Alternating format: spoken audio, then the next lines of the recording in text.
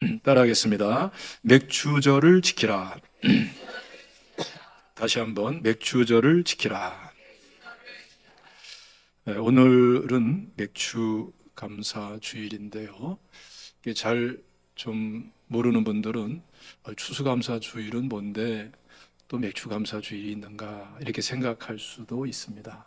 근데 이것은 교회가 정하는 것이 아니고 오늘 말씀처럼 하나님께서 말씀에 기록하셔서 맥주절을 지키라라고 말씀하셨기 때문에 우리는 이 맥주 감사 주일로 하나님께 영광을 돌리는 것입니다. 그래서 우리가 특별하게 거창한 행사는 안 할지라도 하나님 앞에서 감사한 마음으로 하나님께 나가는 축복된 시간이 되시기를 주님의 이름으로 축원합니다. 추수감사 주일은 오늘 본문에도 나오지만 수장절에 해당된다 생각하면 될 것 같아요.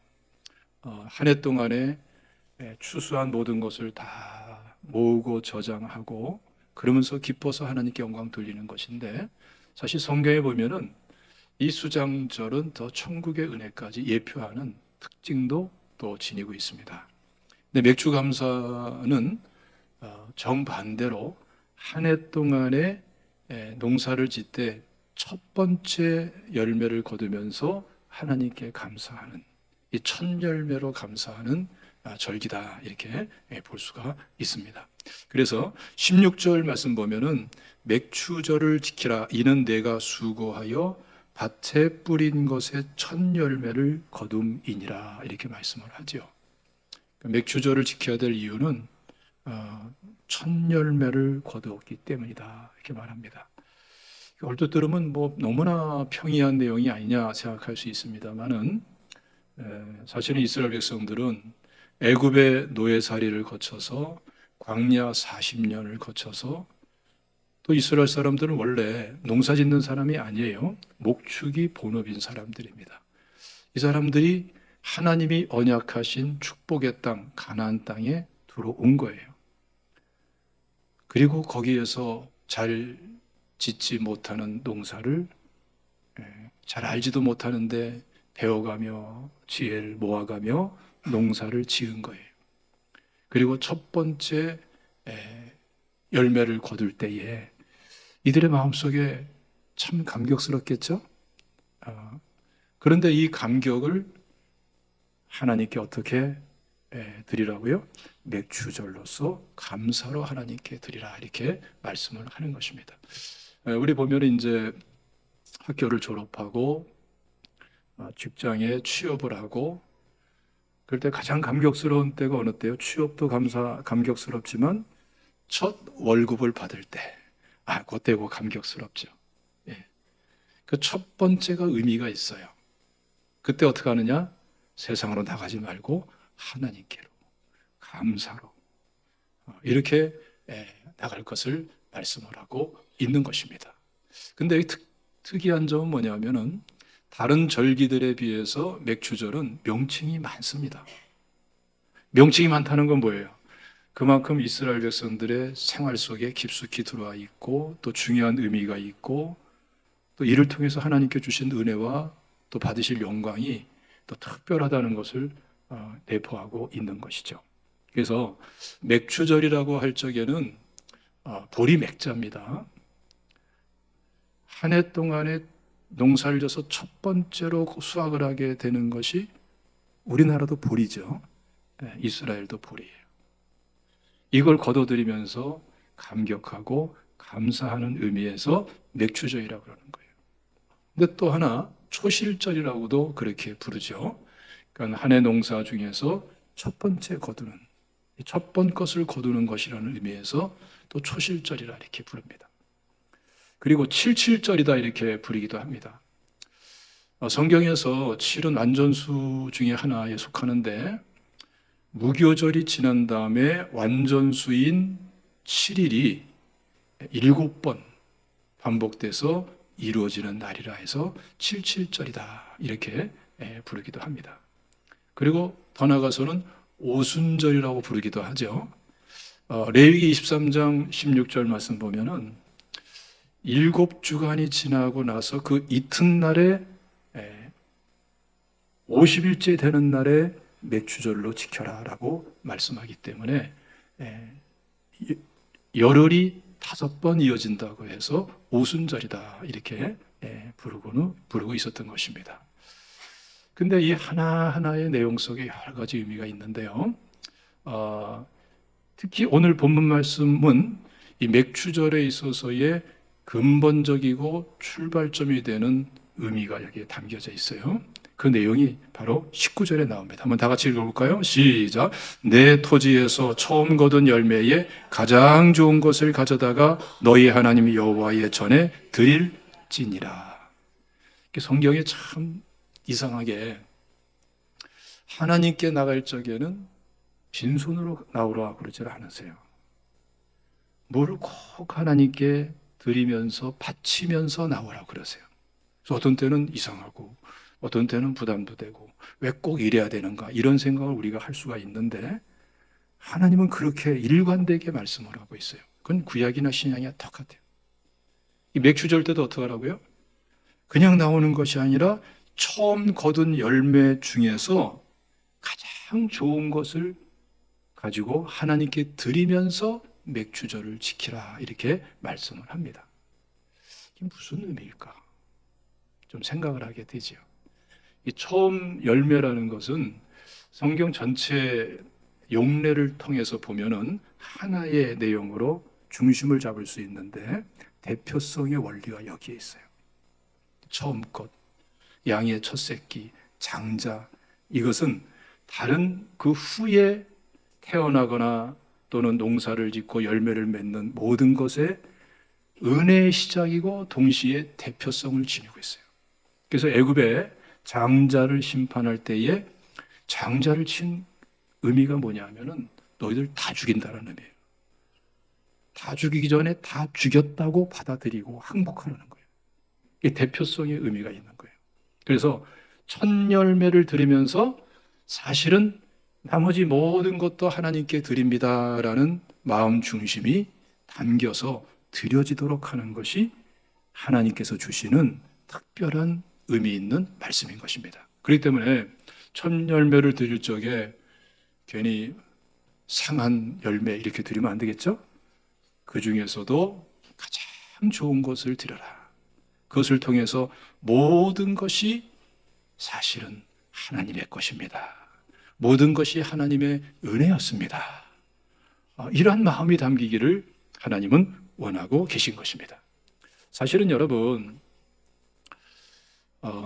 참 마태복음 6장 말씀 보면은 이와 관련해서 우리 마음속에 깊이 담아야 될 말씀이 있습니다. 한번 다 같이 읽어보겠습니다. 마태복음 6장 21절 시작. 내 보물이 있는 그곳에는 내 마음도 있느니라. 맞아요, 틀려요? 맞아요. 참 이상하게 이게 맞아요. 우리 어떻게 생각하면은 보물이 있는 곳과 내 마음이 있는 곳이 틀릴 것 같아요. 나눠질 수 있을 것 같아요. 물질을 다른 데 많이 쏟아도 내 마음은 하나님께 가 있습니다. 이게 가능할 것 같아요. 근데 사실은 이게 불가능하다고 말하는 게 맞는 것이 인간의 심성이란 말이에요. 우리를 창조하신 하나님, 우리를 구원하신 하나님께서는 내 보물이 있는 바로 그곳에 내 마음도 있다라고 말씀을 하는 것입니다. 그래서 우린 자꾸 마음을 가지고 마음을 이끌고 생각을 가지고 마음을 이끌려고 그러는데 그게 안 돼요. 그게 아니라 반대로 물질을 통해서 내 마음이 이끌려지고 물질을 통해서 내 마음이 담겨지는 거예요. 이건 창조 이래 지금까지 영원토록 계속 변할 수 없는 진리인 것입니다. 살아보면 알고 고민해보면 알지요. 확인해보면 더 잘 알 수 있죠. 그래서 여러분, 실질적으로 내게 하나님께서 은혜로 주신 물질들인데 이 물질이 어디가 있느냐가 곧 내 마음이 거기 있는 거예요. 이 물질이 우상에 가 있으면은 사실은 나는 우상에게 예배하는 자예요. 이 물질이 하나님께 드려지면은 하나님께 예배하는 중심이 되는 거예요. 이건 피할 수가 없는 거예요. 우상과 물질은 떼놓을 수가 없어요. 여러분 가나안에 아스타롯신이나 바알신이나 몰렉이나 이 모든 것들이 결국은 다 물질과 관련되어 있어요. 오늘날의 모든 우상 숭배하는 것도 물질과 뗄 수가 없어요. 물질 문제를 분명하게 하나님 앞에 헌신하지 않고는 하나님 앞에 참 예배자도 될 수 없고 어느새 다른 여러 형태의 우상에 숭배하는 자가 될 수밖에 없습니다. 그래서 오늘 본문에서 첫 열매를 드려라. 그 중에서도 가장 좋은 것을 드려라. 내가 너에게 허락한 모든 소득과 모든 물질을 대표해서 첫 열매 중에 가장 귀한 것을 드려라라는 것은 뭐예요? 그것은 사실은 결국 우리 자신을 하나님께서 받기를 원하시는 거예요. 그러니까 우리는 어떻게 하나님께 우리 자신을 헌신하며 드릴 수 있는가? 여러 형태를 말할 수 있지만 아무리 다른 것을 가지고 헌신한다 할지라도 물질을 하나님 앞에 헌신하지 않으면 실제로 내 중심은 드려질 수가 없어요. 거기에는 피할 수 없는 간극이 생기게 되는 거예요. 이걸 여기서 말씀을 하고 있는 것입니다. 그래서 여러분, 하나님 앞에서 이런 맥주 감사주의를 맞이할 때에 이 부분을 명확하게 자기의 내면에 대놓고 말씀을 가지고 분별하면서 사실은 내가 물질을 추구하고 있는가? 하나님을 추구하고 있는가? 사실은 내가 물질을 위한 하나님인가? 하나님을 위한 물질인가? 이 부분을 잘 점검해야 될 줄로 믿으시기를 주님의 이름으로 축원합니다. 그래서 사실은 우리는 물질을 통해서 누굴 드리는 거라고요? 나 자신을 드리는 거예요. 그리고 여기에 하나님이 허락하시는 특별한 은혜가 있는 것입니다. 자, 한번 읽어보겠습니다. 예레미야서 2장 3절 말씀 다 같이 봉독합니다. 시작. 이스라엘은 여호와를 위한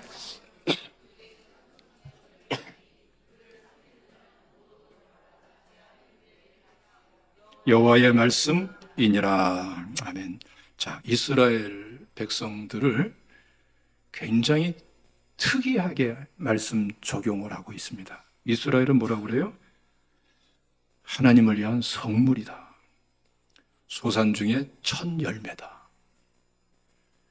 이스라엘 민족을 가리켜서 성물이다, 첫 열매다 이렇게 말씀을 합니다.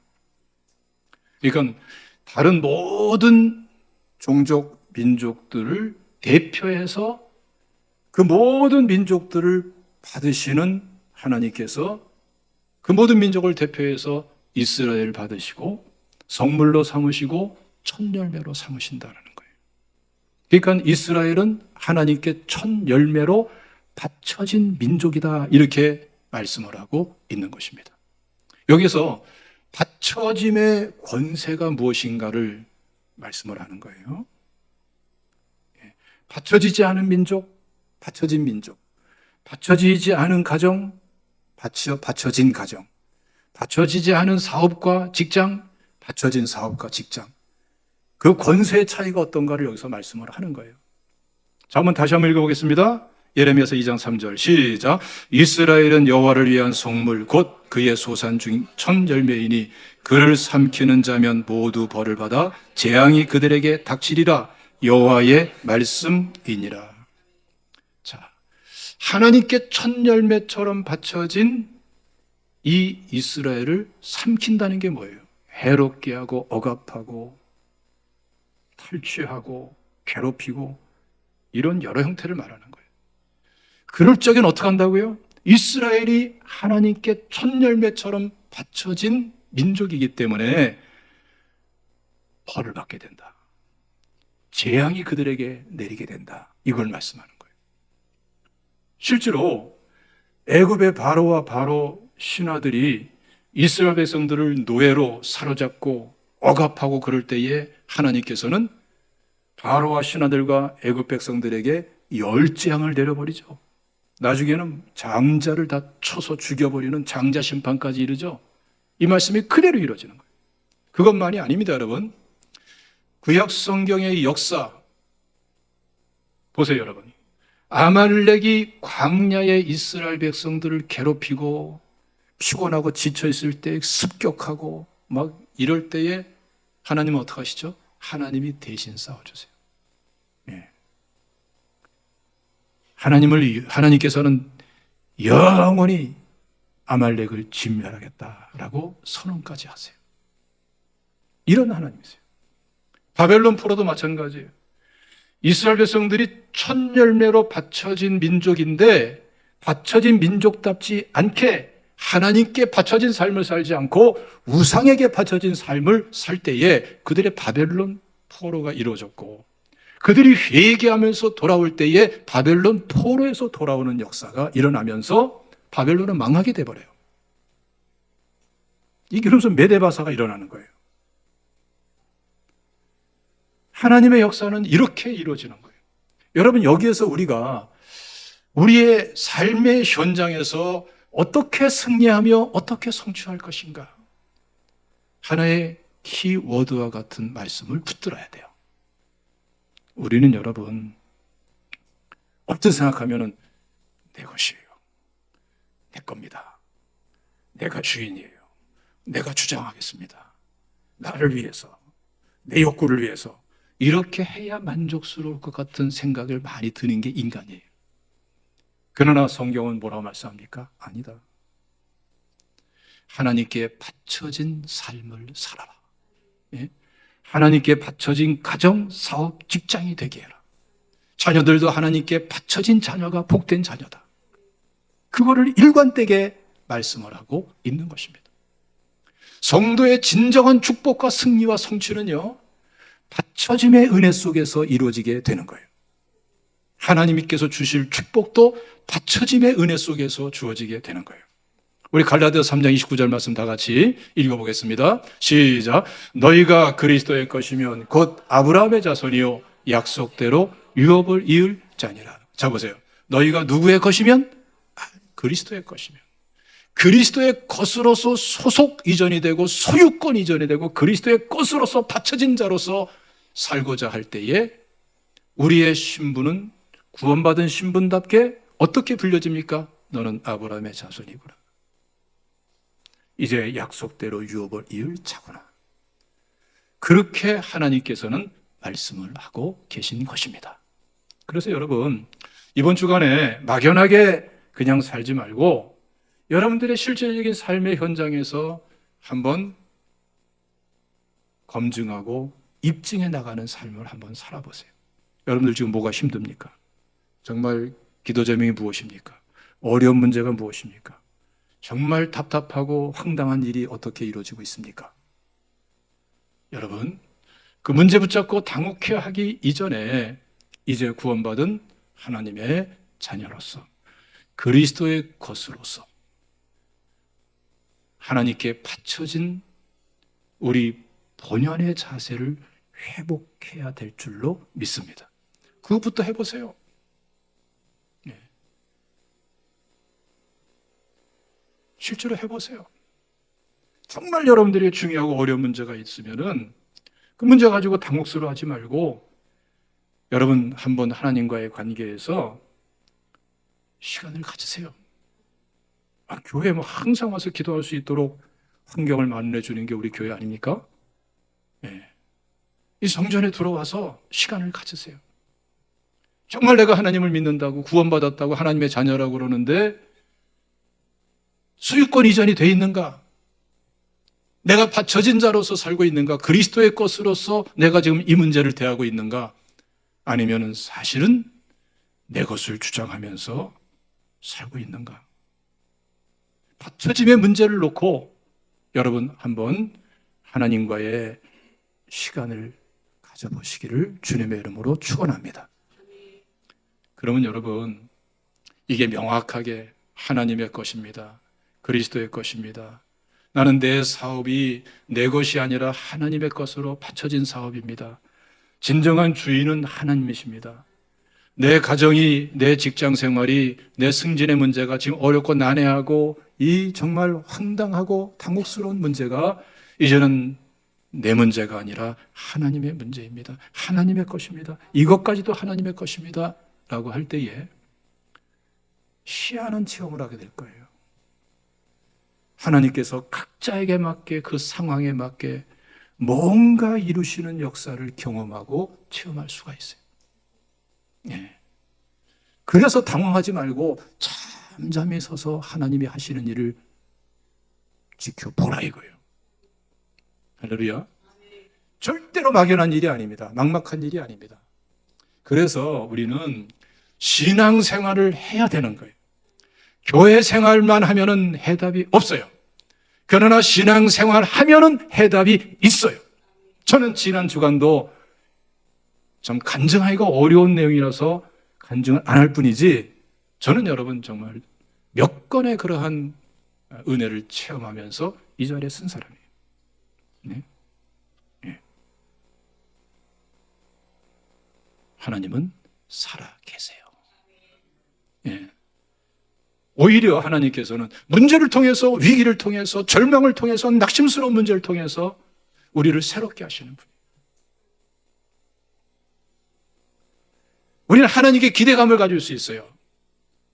정말 막막하고 답답하고 이제는 끝났다 싶고 이제는 정말 이거 해답이 없다 싶은 그때에 오히려 우리는 하나님께 대한 기대감을 갖고 새롭게 일어서서 출발할 수가 있어요. 그 중요한 분기점에는 뭐가 있는 줄 아십니까? 받쳐진 삶의 원리가 있는 거예요. 여러분을 받쳐보세요. 사업을 받쳐보세요. 직장생활이 어렵습니까? 받쳐보세요. 인간관계 어렵습니까? 하나님께 받쳐보세요. 기도하면은, 하나님과의 시간을 가지면은, 받쳐야 될 이 요소 핵심적인 게 이거였구나 하는 걸 알게 해주시는 분이 또 하나님이세요. 그걸 기도하면서 받쳐보세요. 하나님께서는 여러분을 더 축복되게 만나 주십니다. 교회 생활하지 마시고, 교회 생활도 중요한데 거기에 머무르지 마시고 신앙생활 하세요. 할렐루야. 옆 사람과 우리 서로 격려하면서 인사합시다. 신앙생활 합시다. 우리 교회에서 2번 특송을 하셨는데, 우리 안산 기독교 총연합회 사무총장 우리 신 목사님, 알고 보니까 참 귀한 점도 많고 특이한 점도 많고 그렇더라고요. 그분이 원래는 CCM 가수 지망생이었대. 찬양 잘하죠, 그렇죠? 네, 그분 차를 타면은 찬양이 쫙 흘러나오는데 들어보면은 자기가 부른 거야. 그러니까 자기가 부른 걸 맨날 듣고 다녀. 여러 번 탔거든요. 저는 자꾸 운전하면 졸기 때문에 이제 어디 같이 가야 될 때면 그분 차를 타는데, 뭐 열이면 10번 다 자기 찬양을 이렇게 들으면서 감격스럽게 그렇게. 특이하죠. 은혜 받는 것도 특이하더라고. 그거는 이 사이판에서 15년 동안 이제 선교사로 헌신하고 또 하나님의 뜻이 있어서 귀국하고, 그리고 안산에서 이제 개척해서 목회를 하시는데, 그 목사님을 파송한 그 모교회에서 환경을 마련해 주셨더라고요. 예, 상가 부곡동에 있는데 4층인데 100평 되더라고요. 100평이 한 절반 정도는 예배당으로, 절반 정도는 부속실로 이렇게 하는데, 근데 그 교회도 재정적인 여유가 없어서 그랬겠죠. 보증금 한 2,500하고 그 다음에 다달이 월세가 150만 원이 나가는 거예요. 그 개척교회가 얼마나 부담이 되겠어요. 그렇죠? 주변에서 어떻게 좀 돕고 한다 하더라도 늘 부담이죠. 그런데 그 건물주가 사실 엄밀히 말하면 그 100평만의 건물주예요. 100평만에 4층 100평.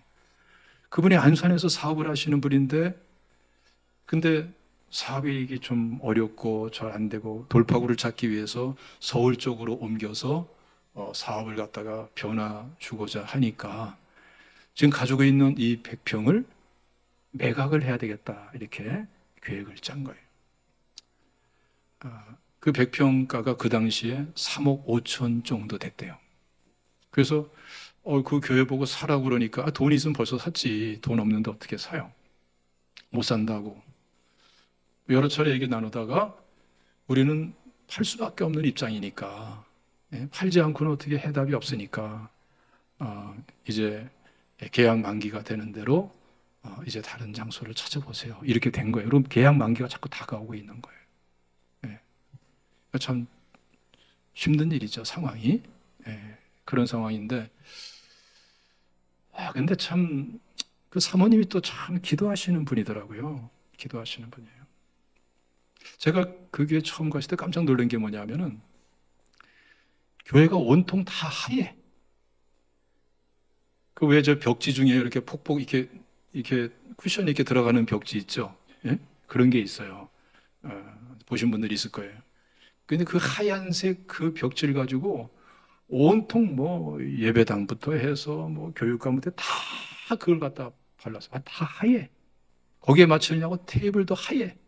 다 하얘. 강대상도 하얘.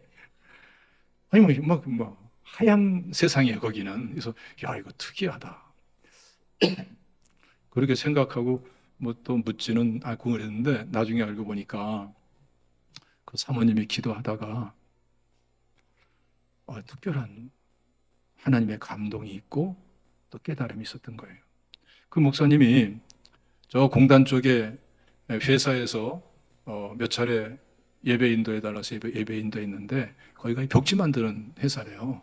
그랬더니 고맙다고 그 사장님이 그 하얀 벽지를 200만 원어치 갖다가 무조건 갖다가 실어다 놓은 거예요. 푹신푹신한 거 벽지 있어요. 예? 그런데 사모님이 기도하는데 하루는 마음속에 뭔가 하나님이 기뻐하는 거는 이거다라는 감동이 있어가지고 그 벽지를 가지고 초저녁부터 새벽 예배까지 온통 교회 밤새도록 교회에 다 붙여놓은 거예요, 혼자서. 예, 깜짝 놀란 거지. 그래서 왜 그랬냐 그랬더니 기도하는데 자꾸 그런 마음을 하나님이 주셔서 이렇게 했다고. 왜 그러냐고. 그런데 그러고 나서 이제 며칠 후에 그 건물주가 온 거예요. 최후 통첩하고 이렇게 이제 계약을 하려고 준비 중입니다. 이렇게 온 거예요. 그래서 뭐 어쩔 수 없죠. 뭐 주인은 그쪽인데. 그래서 알았습니다 하고 갔는데, 이거 다 이거 벽지를 새로 했네요. 이제 그러고 떠난 거죠. 근데 이분도 크리스찬이에요. 근데 그분이 돌아가서, 그 사장님이 돌아가서 그 자기 성도님들과 함께 뭐 구역 예배 같은 모임인 모양이에요. 같이 예배 드리고 몇몇 분들이 또 기도 제목 나누고 대화하는데, 그 하얀 벽지 생각이 나가지고, 아니 우리 그 지금 그것 내놓고 이제 우리가 지금 사업체를 옮기기로 했지 않습니까? 그런데 며칠 전에 가보니까, 아니 며칠 후면은 이전을 해야 될 교회가 온통 그 비싼 벽지를 다 그냥 도배를 해놨더라고. 참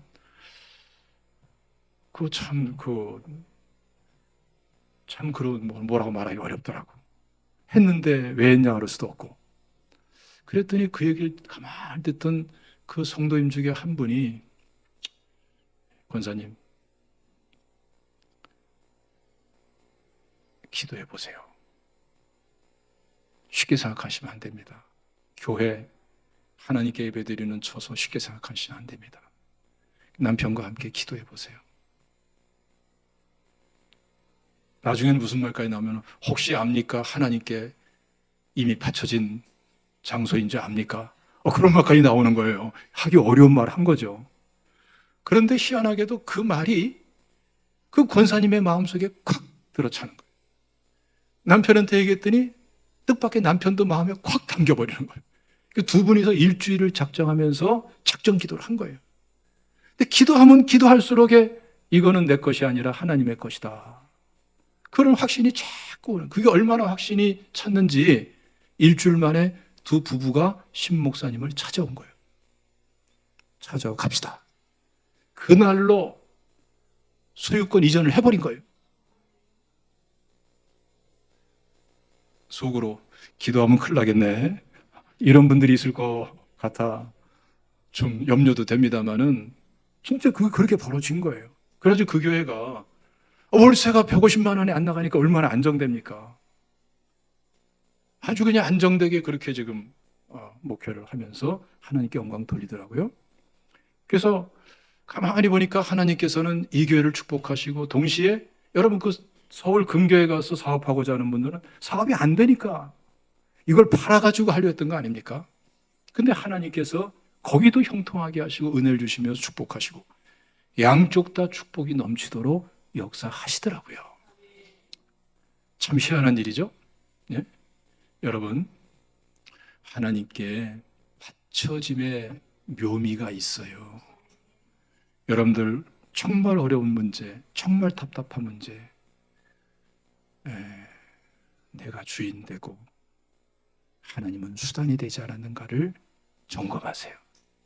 기도하면서 우리 근본, 본질로, 본연의 자세로 돌아갈 줄 알아야 됩니다. 우리는 그리스도의 것입니다. 할렐루야. 받쳐진 삶으로 출발해 보세요. 예. 하나님 앞에 정직하게 기도하면 진짜 내 심령 속에서 내가 받쳐졌습니다라는 어느 그 분기점이 나와요.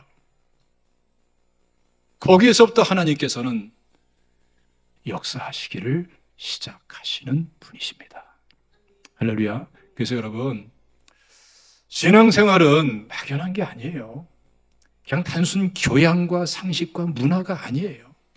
살아계신 하나님, 어제나 오늘이나 영원토록 동일하신 예수 그리스도께서 우리와 함께 하시면서 우리를 만나주시고 교제하시며 하나님의 영광을 이루어가는 것이 신학 생활이에요. 할렐루야. 여러분, 받쳐진 삶 속에 하나님의 역사가 있음을 믿으시기를 축원합니다. 자, 이 오순절에 은혜와 관련해서 우리가 참 마음속에 담을 내용이 있습니다. 하나님께 받쳐진 삶은 하나님의 도우심이 시작이 됩니다. 그런데 받쳐진 그 은혜 속에서, 도우심 속에서 하나님께 기도를 시작하면은 그때부터 성령이 역사하시기를 시작합니다. 그게 바로 초대교회예요. 그래서 사도행전 1장 말씀 보면은 14절에 이렇게 말씀하죠. 마음을 같이하여 오로지 기도에 힘쓰더라. 마가 다락방에 120여 명의 성도들이 모여서, 이 사람들은 이미 받쳐진 사람들이에요. 하나님의 역사를 체험하고 있는 사람들이에요. 근데 거기에 멈추지 않고 이들이 모여서 기도할 때에, 약속하신 것을 기다란 말씀 붙잡고 기도할 때에 성령께서 임하시고 성령으로 충만함을 받고 상상치 못할 새로운 은혜를 받는 당사자들이 되고 말았어요. 여러분, 받쳐진 삶 속에 하나님의 도우심이 있고 받쳐진 상태에서 기도할 때에 성령의 역사가 뜨겁게 일어난 줄로 믿으시기를 축원합니다. 또 한 가지는 이들이 성령의 그 강림 속에서 막 방언이 터지고 은사가 있고 막 그럴 적에 그냥 거기에 취해서만 있는 것이 아니라 자신의 본분을 분명히 알았어요. 내 증인이 되리라 하는 말씀 그대로 권능을 권능으로 멈추지 않고 내 증인이 되리라 하는 말씀 붙잡고 나가서 복음을 전할 때에 나눠지는 복음을 통해서 3,000명이 돌아오고 5,000명이 돌아오고 하나님의 역사가 일어나는 것을 볼 수가 있습니다. 이에 대해서 성경은 이렇게 말씀하고 있어요. 마가복음 16장 16절 말씀 다 같이 읽어보겠습니다. 시작. 제자들이 나가 두루 전파할새 주께서 함께 역사하사 그 따르는 표적으로 말씀을 확실히 증언하시니라. 말씀 뵙겠는데요, 간단히 정리해 보세요. 여러분들, 우연은 없어요. 하나님의 주권적인 섭리가 있는 것입니다.